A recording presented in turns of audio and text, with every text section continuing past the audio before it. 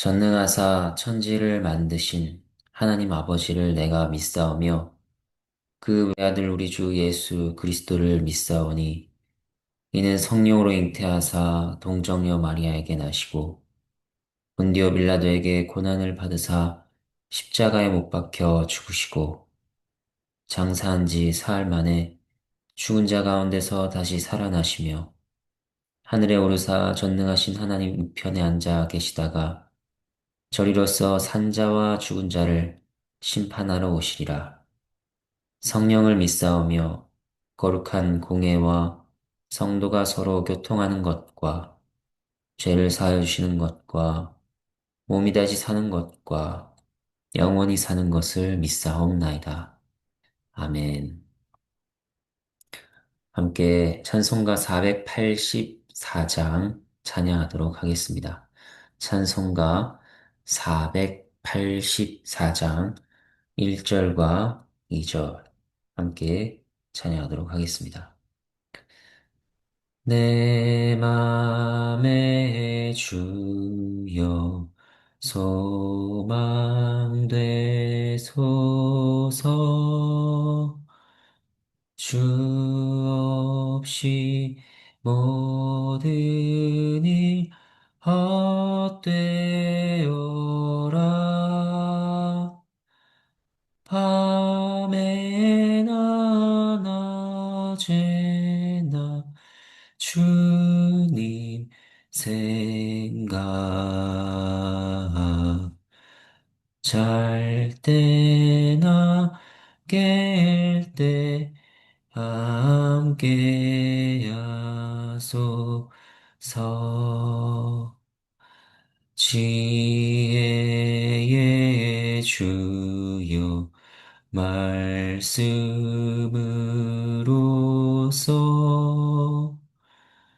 언제나 내 안에 계십소서 주는 내 아버지 나는 아들 주 안에 내가 늘 함께하네 아멘 함께 기도하겠습니다. 하나님 아버지 늘 저희를 신실하게 인도하시며 사랑하시는 그 은혜에 참으로 감사를 드립니다. 말씀으로써 저희에게 교훈하시고 그 말씀 가운데에서 위로를 받게 하시는 하나님께서 이 아침에도 주 앞에 나아가게 하시는 그 인도하심에 저희의 마음을 맡겨 드립니다. 성령께서 조명하여 주셔서 말씀을 깨닫게 하시고 또 그 말씀이 저희 삶 가운데 적용되고 주께서 기뻐하시는 열매들을 맺어 올려드릴 수 있도록 또한 은혜를 베풀어 주시옵소서 감사를 드리며 예수 그리스도 이름으로 기도합니다. 아멘. 함께 보실 하나님의 말씀은 스가랴 1장 1절에서 6절 말씀입니다. 제가 하나님의 말씀을 받들어 읽겠습니다. 다리오 왕 제2년 8째 달에 여호와의 말씀이 이또의 손자 베레기야의 아들 선지자 스가랴에게 임하니라. 이르시되 여호와가 너희의 조상들에게 심히 진노하였느니라. 그러므로 너는 그들에게 말하기를 망군의 여호와께서 이처럼 이르시되 너희는 내게로 돌아오라. 망군의 여호와의 말이니라. 그리하면 내가 너희에게로 돌아가리라. 망군의 여호와의 말이니라. 너희 조상들을 본받지 말라. 옛적 선지자들이 그들에게 외쳐 이르되 만군의 여호와께서 이같이 말씀하시기를 너희가 악한 길, 악한 행위를 떠나서 돌아오라 하셨다 하나 그들이 듣지 아니하고 내게 귀를 기울이지 아니하였느니라. 여호와의 말이니라. 너희 조상들이 어디 있느냐? 또 선지자들이 영원히 살겠느냐? 내가 나의 종 선지자들에게 명령한 내 말과 내 법도들이 어찌 너희 조상들에게 임하지 아니하였느냐? 그러므로 그들이 돌이켜 이르기를 만군의 여호와께서 우리 길대로 우리 행위대로 우리에게 행하시려고 뜻하신 것을 우리에게 행하셨도다 하였느니라. 하나님의 말씀입니다. 하나님께 감사합니다. 스가랴서는 포로 기환 시대, 특히 1차 포로 기환자들을 대상으로 기록된 선지서입니다. 이 시기는 바벨론 포로에서 돌아온 유다 백성들이 예루살렘에 정착하여 성전 재건이라는 중대한 과업에 직면해 있던 때였습니다. 스가랴서 전반부는 성전 건축이 한창 진행 중이던 시기를, 후반부는 그 이유를 배경으로 하고 있습니다. 성전 재건이 이 시기의 핵심 이슈였지만 오늘 본문은 하나님께서 이보다 더 근본적인 것을 먼저 다루시는 것을 보여줍니다. 그것은 바로 하나님과의 관계입니다. 먼저 1절 보면 선지자 스가랴가 누구인지, 그에게 말씀을 주신 때가 언제인지가 나옵니다. 스가랴라는 이름은 여호와께서 기억하신다는 의미의 이름입니다. 그 이름만으로도 부모의 신앙의 고백이 어떤 것인지를 우리는 짐작할 수 있습니다. 그들은 잊혀진 것 같은 시기를 지났습니다. 버림받은 것 같은 시기를 지났습니다. 그러나 믿음의 백성들은 여전히 여호와께서 자신들을 잊지 않고 기억하심을 고백했던 것입니다. 여호와께서 우리를 돌보시리라. 언약의 하나님께서 우리를 회복하시리라. 그러한 마음이 스가랴의 이름에 담겨 있습니다. 1절에서 스가랴는 이또의 손자 베레기야의 아들이라고 합니다. 여기서 주목할 인물은 이또입니다. 느헤미야 12장 4절을 보면 이또는 바벨론 포로에서 돌아올 때 스룹바벨과 함께 예루살렘으로 귀환한 제사장 중 한 사람이었습니다.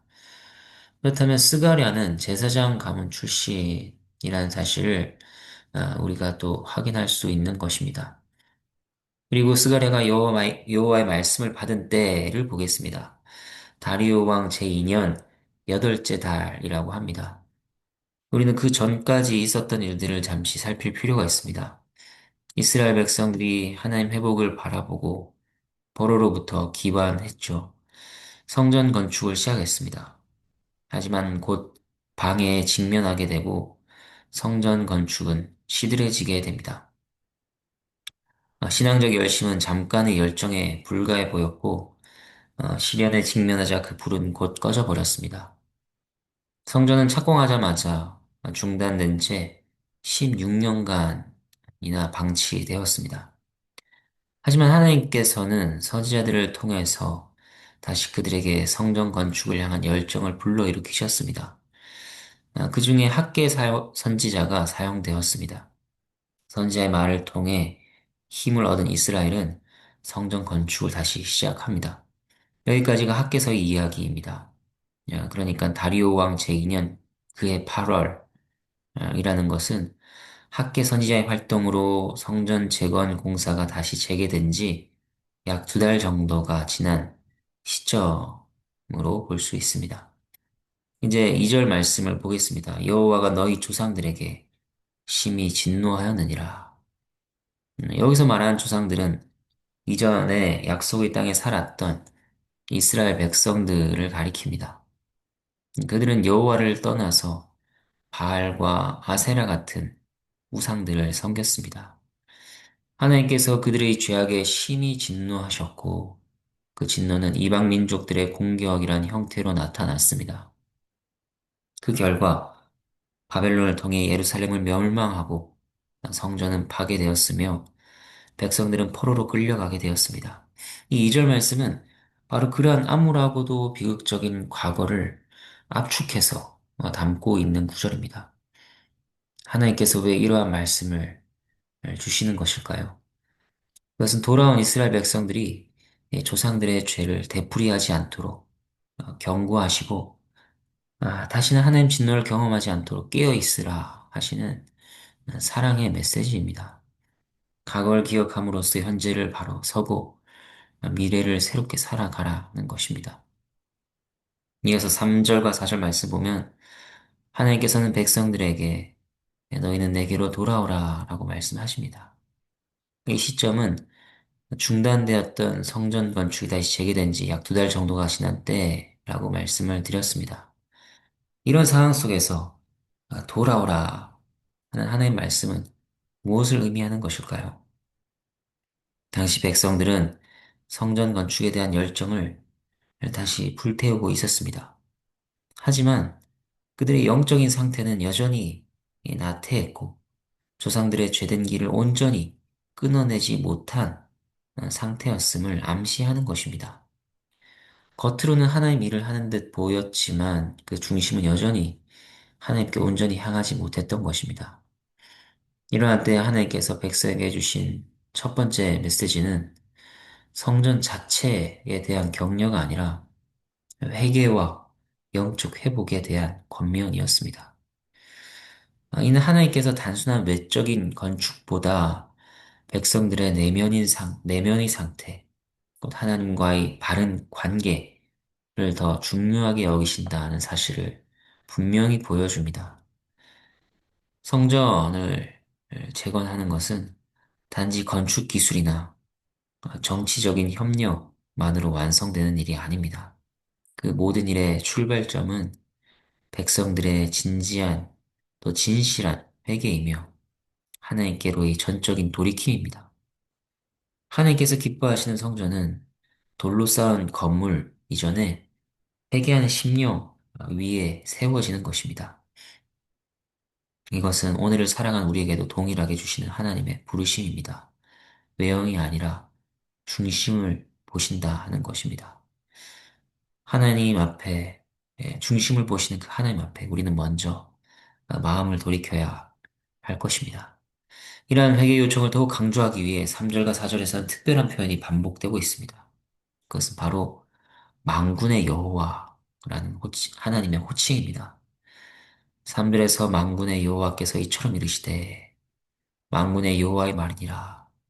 만군의 여호와의 말이니라 반복되며 4절에서도 만군의 여호와께서 이같이 말씀하시기를 이라는 표현이 나타납니다. 짧은 구절 안에 4번이나 이것이 반복되고 있는 것은 분명한 의도가 담겨 있는 강조라고 할 수 있습니다. 이스라엘 백성은 당시 바사의 속국으로 주변 강대국들의 눈치를 보며 힘없이 살아가는 처지였습니다. 성전 건축을 재개하려 했지만 사마리아 사람들의 방해와 경제적인 어려움 때문에 자신들의 힘으로는 도저히 해낼 수 없다고 느꼈을 것입니다. 바로 이러한 시기에 하나님께서는 자신을 만군의 여호와, 즉 모든 군대의 주인이시며 온 우주를 다스리시는 전능한 왕으로 소개하시는 것입니다. 이것은 이런 말씀이죠. 세상의 어떤 권력도, 어떤 위협도, 어떤 상황도 내 앞에서는 한낱 먼지와 같다. 진정한 회개와 돌이킴으로 너희의 중심을 나에게 향하게 하라. 힘없고 나약한 너희를 모든 것을 주관하는 내가 초월적인 권능으로 이끌어 갈 것이라. 내가 온 세상을 다스리는 만군의 여호와라 하는 그 많은 교훈이 담겨 있는 호칭인 것입니다. 하나님께서 이렇게 반복하여 이 호칭을 나타내심으로 백성들의 눈이 현실이 아닌 하나님께 향하기를 바라셨다는 것을 볼 수 있습니다. 오늘날 우리도 마찬가지입니다. 현실은 어렵고 우리의 힘은 미약합니다. 죄에 넘어집니다. 세상이 커 보이고 신앙을 따라 사는데 어려움들을 경험합니다. 하지만 하나님께서는 만군의 여호와를 바라보라고 하십니다. 그분께 돌아오라고 하십니다. 그분의 권능으로 우리 삶의 무너진 자리를 다시 세우실 것이라고 말씀하십니다. 우리는 이 만군의 여호와라는 호칭 앞에 스스로를 돌아보아야 할 것입니다. 나를 지배하고 다스리는 것은 무엇인가? 나는 누구를 의지하고 있는가? 세상인가 아니면 온 우주를 다스리시는 만군의 여호와신가? 우리는 늘 만군의 여호와께로 우리 마음을 모아야 할 것입니다. 그리고 3절에서 하나님께서는 단지 돌아오라고만 말씀하시는 분이 아닙니다. 돌아오라. 그리하면 내가 너희에게로 돌아가리라 말씀하시는 분입니다. 우린 여기에서 두 가지 마음을 다 읽을 수 있습니다. 첫 번째로 하나님께서는 우리가 그분께 돌아오기를 간절히 원하십니다. 타락하고 무너진 백성을 그저 버려두지 않으시고 다시 부르시며 돌아오라 외치시는 하나님의 애절한 사랑이 이 구절에 담겨 있습니다. 그 말씀 가운데서 돌아오기를 기다리시는 그분의 인내와 긍휼을 느낄 수 있습니다. 두 번째로는 하나님께서는 그분 자신도 우리에게로 돌아오기를 원하신다는 것을 보게 됩니다. 사실 이것은 얼마나 놀라운 말씀인지 모릅니다. 우리가 하나님께로 돌아가야 한다는 것은 너무나 당연하고 마땅한 일입니다. 피조물이 창조주께 돌아가는 것, 죄인이 거룩하신 하나님 앞에 회개하며 나아가는 것은 말 그대로 우리가 해야 할 본분입니다. 하지만 하나님께서 내가 너희에게로 돌아가리라 말씀하신다는 것은 전혀 다른 차원의 일입니다. 이것은 창조주께서 피조물과 다시 관계를 회복하기를 원하신다. 단순한 용서가 아니라 친밀한 임재와 교제를 다시 누리기를 원하신다는 뜻입니다. 이처럼 하나님께서는 돌아온 탕자를 끌어안으셨던 아버지처럼 회개한 자를 향해 먼저 달려오시는 분이십니다. 그러므로 회개는 무거운 짐이 아니라 하나님과의 관계 회복으로 들어가는 문입니다. 오늘 이 말씀이 우리 마음에도 울려 퍼지기를 바랍니다. 내게로 돌아오라. 그리하면 내가 너희에게로 돌아가리라. 지금도 여전히 우리를 기다리시며 먼저 손 내미시는 하나님의 음성을 우리는 들어야 할 것입니다. 하나님께서 백성들에게 얼마나 애타게 돌아오기를 부르셨는지는 4절에도 잘 나타나 있습니다. 옛적 선지자들이 그들에게 외쳐 이르되 만군의 여호와께서 이같이 말씀하시기를 너희가 악한 길 악한 행위를 떠나서 돌아오라 하셨다 하나 그들이 듣지 아니하고 내게 귀를 기울이지 아니하였느니라. 이 구절을 히브리어 원문으로 보면 우리 성경에는 번역되지 않은 아주 중요한 표현이 하나 있습니다.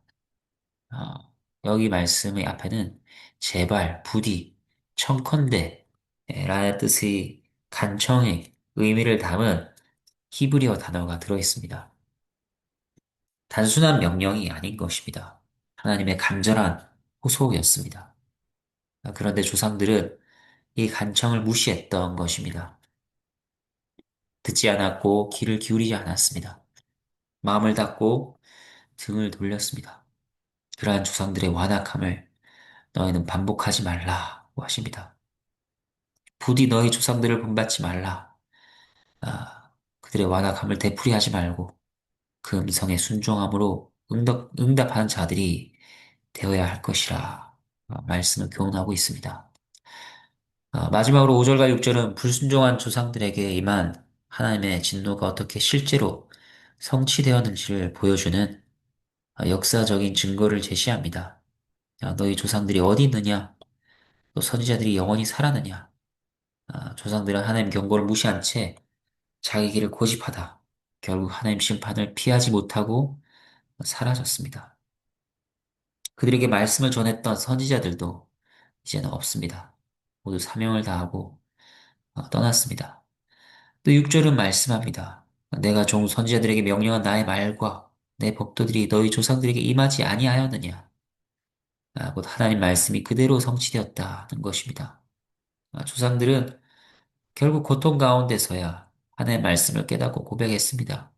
만군의 여호와께서 우리 행위와 우리 행실대로 우리에게 행하시려고 뜻하신 대로 행하셨도다.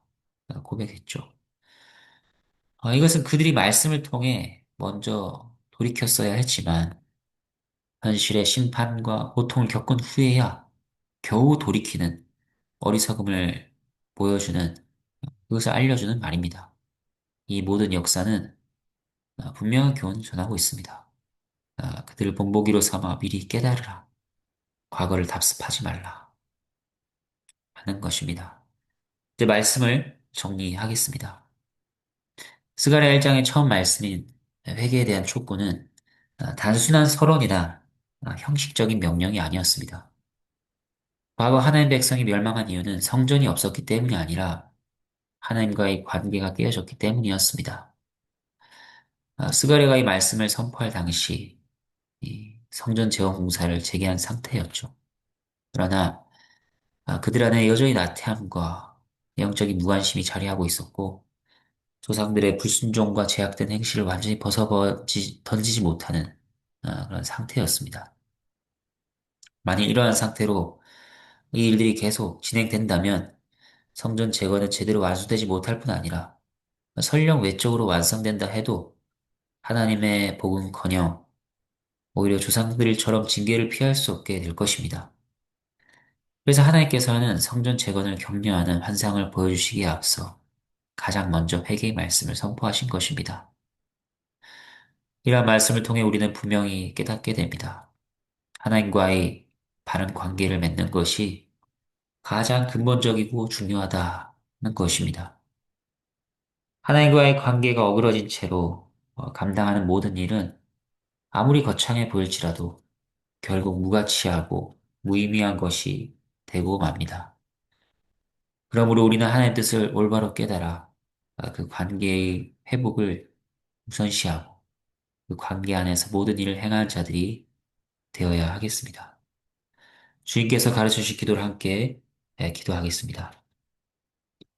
하늘에 계신 우리 아버지여, 이름이 거룩히 여김을 받으시오며 나라가 임하시오며 뜻이 하늘에서 이루어지는 것 같이 땅에서도 이루어지다.